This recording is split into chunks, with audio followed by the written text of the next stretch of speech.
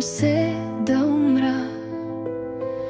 Страх ме е от неизвестността. Страх ме е от изкушението на смъртта. Опасявам се, че може да склоня животът ми поднесе много мъка и скръб, но и бях щастлива веднъж.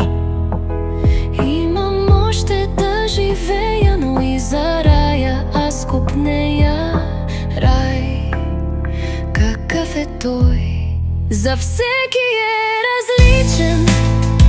Светлина, лъчи, усмивки, познати хора, сладост, покой, леност, напивки, вечна радост, младост. В епоха една на убийства и войни, на битки вековни без изход, крат е само един.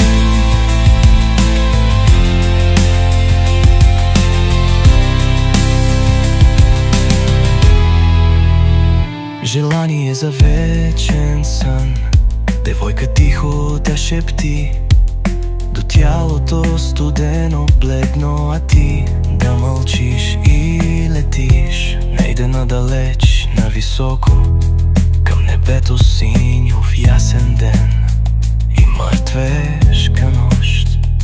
Да прелиташ гори и планини, реки и езера,